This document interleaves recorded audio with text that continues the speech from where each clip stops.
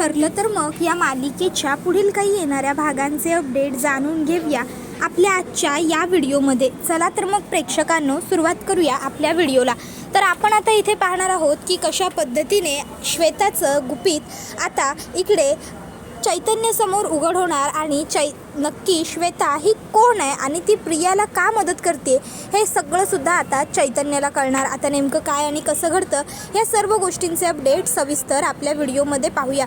तर आपण आता इथे पाहिलेलंच आहे की इकडे श्वेताच्या परफ्यूमचा वास आल्यानंतर आता इकडे चैतन्य हा विचार करतो की ह्या परफ्यूमचा वास ओळखीचा वाटतोय आणि ते सुद्धा खूप जवळून घेतल्यासारखा। कोणाचा असेल हा परफ्यूम?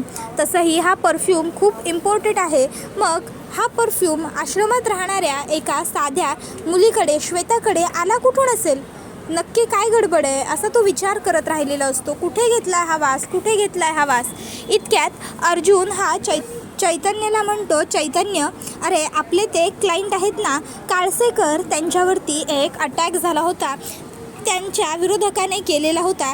तर काळसेकरांना हॉस्पिटलाइज केलेलं आहे। आपल्याला त्यांचं स्टेटमेंट हवं आहे, एक्झॅक्ट तिकडे काय घडलं होतं काय नाही ह्या सर्व गोष्टी आपल्याला कळायला हव्यात। तेव्हाच आपण आपल्या नेक्स्ट हिअरिंगमध्ये ते मांडू शकतो। आणि सगळ्यात महत्त्वाचं म्हणजे काळसेकरांचा जो अपोनंट आहे त्याने मुद्दामून जाणून बुजून जवळचे डेट मागून घेतली आहे, जेणेकरून काळसेकर जर तिकडे पोहोचू शकले नाही तर ते लोक असं सिद्ध करू शकतील की काळसेकर गुन्हेगार आहेत म्हणून ते हजर झालेले नाही आहेत। पण आपल्याला जर असं होऊ द्यायचं नसेल तर त्यासाठी आपल्याला आधी डॉक्टरांचं लेखी पत्र सबमिट करावं लागेल कोर्टात। तर तू तेवढं घेऊन ये। त्याबरोबर इकडे चैतन्य ह्याचं मात्र लक्ष नाही आहे कामात हे अर्जुनच्या लक्षात येतं। अर्जुन चैतन्याला विचारतो, काय बोलतोय मी चैतन्य, तुझं लक्ष कुठे आहे? त्यावर लगेचच चैतन्य विचार करतो की सध्या अर्जुनला माझ्या मनातलं काहीही सांगून काहीच उपयोग होणार नाही, कारण अर्जुन माझ्यावरती विश्वासच ठेवणार नाही। त्यापेक्षा मी अर्जुनला काहीतरी वेगळ्या विषयावर बोललेलं बरं। मग चैतन्य म्हणतो, काही नाही रे, विचार करतोय तुझ्या मुलांना मला काय म्हणायला, म्हणजे आता मी सायली वहिनींना सुद्धा बहीण मानतो आणि तुला सुद्धा माझा मित्र म्हणतो, तू सुद्धा मला भाऊ म्हणतोस ना म्हणून। त्यावर अर्जुन म्हणतो, बाप रे चैतन्य, खरंच तू किती गंभीर विषयावर विचार करतोयस रे। मी इथे तुला कामाचं काहीतरी सांगतोय आणि तू या विषयावर विचार करतोयस। चैतन्य, मी सांगितलं काळसेकर आपले क्लायंट जे हॉस्पिटलाइज आहेत त्यांच्याकडे जा, त्यांच्याकडून सर्व लेखी करून घे, त्यांच्यावर हल्ला कसा झाला, काय झाला, कधी झाला, कुठे झाला, तिथे कोण कोण उपस्थित होतं, आपल्याला कोणी आय विटनेस मिळेल का, ते गुंड कोण होते, हे त्यांच्या ओळखीचे होते का, या सर्व गोष्टी। त्याचबरोबर मला तू जे तिथले डॉक्टर आहेत त्यांच्याकडून सुद्धा लेखी लिहून घे की काळसेकर आपले क्लायंट आहेत आणि ते खरोखर हॉस्पिटलाइज आहेत आणि त्यांना खरोखर त्रास झाला आहे वगैरे वगैरे। कळतंय का तुला? या सर्व गोष्टी करणं महत्त्वाच्या आहेत। तू नंतर तो विचार करू शकतोस, मामा म्हणायचं की काका म्हणायचं तो। त्याबरोबर चैतन्य म्हणतो, अरे बरं बरं अर्जुन, उगाच एवढा चिडण्याची तुला काहीही गरज नाही आहे, ठीक आहे मी बघतो, पण मी जे म्हटलं तो सुद्धा मुद्दा महत्त्वाचा आहे बरं का। त्यावर तो म्हणतो, तू निघ रे आत्ता। त्याबरोबर चैतन्य हॉस्पिटलला जायला निघालेला असतो। तर दुसऱ्या बाजूला इकडे जी श्वेता असते तिलासुद्धा आता घरातून बाहेर पडायचं असतं। तिलासुद्धा आता साक्षीने प्रियाने पत्ता पाठवलेला असतो, त्या पत्त्यावरती पोहोचायचं असतं। मग आता ती वाट बघत असते घरातले सगळेजण आपापल्या कामाला लागण्याची। आता मुलं ही शाळेतून नुकतीच आलेली असतात, त्यामुळे आराम करण्यासाठी ती थोडा वेळ झोपतात। तर मधुभाऊ हे सुद्धा दुपारी ऊन असल्यामुळे थोडा वेळ पडण्याचा विचार करतात। कुसुमताई तिची आचार पापडाची ऑर्डर द्यायला गेलेली असते। मग आता तेवढ्यात इकडे हिला संधी मिळते। श्वेता विचार करते, मी एवढ्यातच जायला हवं। मग श्वेता तिकडनं जाते।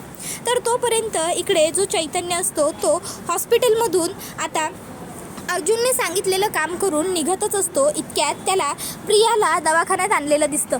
आता प्रियाला दवाखान्यात आणलेलं बघून सचिनला चैतन्याला खूप मोठा शॉकच बसतो। तर प्रिया इकडे खूप जास्त विवळत असते, प्रियाला त्रास होत असतो। आई ग मला खूप दुखतंय, खूप त्रास होतोय असं सगळं ती बडबडत असते। आता हे सगळं बघून चैतन्याला खूप मोठा धक्काच बसतो।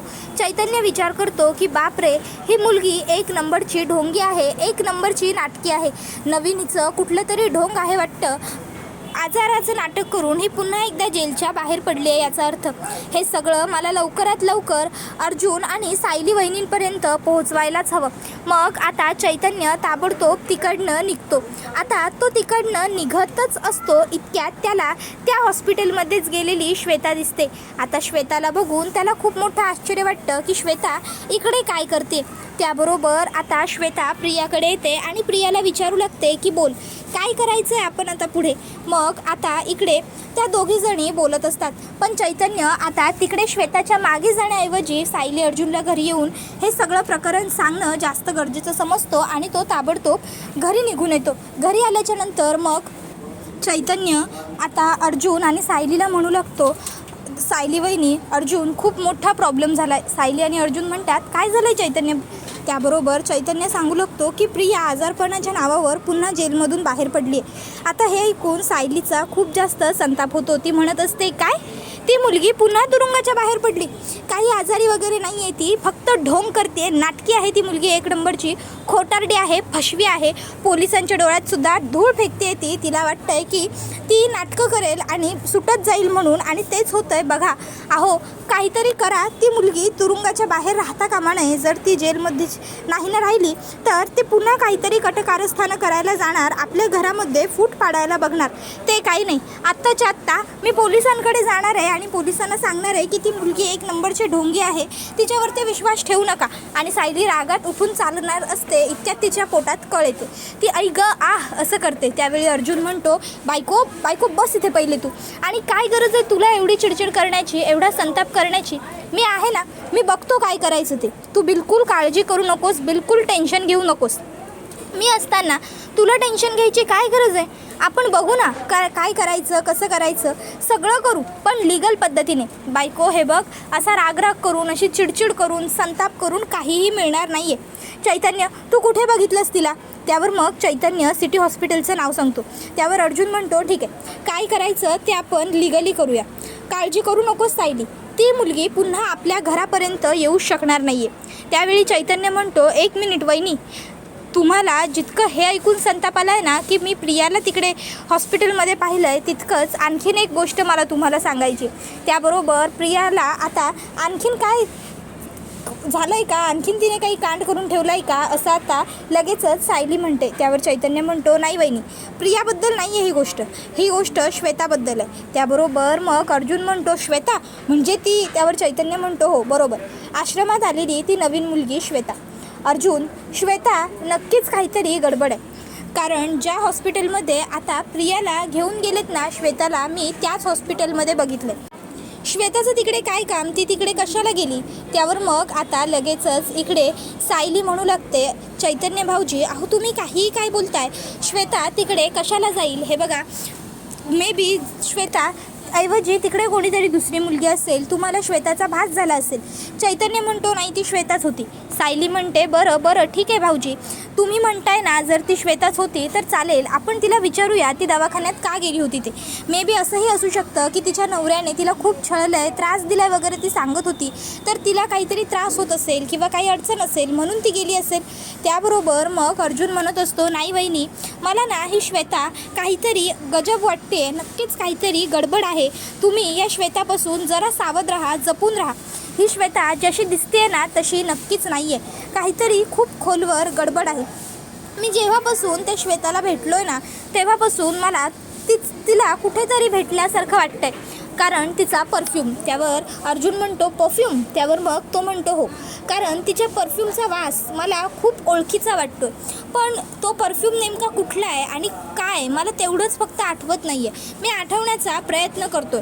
त्यावेळी मग लगेचच सायली म्हणते चैतन्य भाऊजी तुम्ही पण ना, अहो एकासारखं परफ्यूम वापरणारी कितीतरी लोक ह्या जगामध्ये असतात, आणि राहिला प्रश्न श्वेता तुम्हाला दवाखान्यात दिसला याचा, तर मी एक काम करते, मी श्वेताबरोबर आता आश्रमात जाईन ना तेव्हा बोलेन। तसंही प्रिया सुटली आहे, मग तिने आश्रमात जाऊन काही उच्छाद मांडण्याआधी मला आश्रमात जाऊन सगळ्यांना अलर्ट करायचं आहे, म्हणून मी आश्रमात निघालेच आहे। मी तिकडे गेले ना की श्वेताशी बोलते, तिला विचारते। त्याबरोबर चैतन्य म्हणतो मी सुद्धा येतो वहिनी। त्यावर अर्जुन म्हणतो मी सुद्धा येतोय बायको। त्याबरोबर मग ते सगळे आश्रमात पोहोचलेले असतात। आश्रमात आल्यानंतर आता सायली आश्रमात कुसुमताईला, मधुभाऊंना आणि काकांना तिघांनाही ही गोष्ट सांगते की ती प्रिया तुरुंगातून आजारपणाच्या नावाखाली सुटली आहे. आता ती पुढे काही बोलणार तोपर्यंत श्वेतासुद्धा घरी आलेली असते. श्वेताच्या हातामध्ये भाजीपाल्याच्या 2-3 पिशव्या असतात. श्वेता आता मानसीला आणि रश्मीला हाक मारते आणि म्हणते, मानसी, रश्मी, मुलीनो जरा एवढ्या पिशव्या आत ठेवाल का? त्यावर त्या दोघी होकार देतात आणि पिशव्या घेऊन जातात. त्याबरोबर मग आता सायली ही तिला बोलवते आणि विचारते, कुठे गेली होतीस तू श्वेता? त्यावर श्वेता म्हणते, असं काय करताय ताई? अहो मी भाजीपाला आणायला गेले होते. नाही म्हणजे आता इथे राहणार आहे मी, या घराला माझं म्हणणार आहे, तर मग माझ्या घरात काय आहे काय नाही हे सुद्धा मी बघायला हवं ना.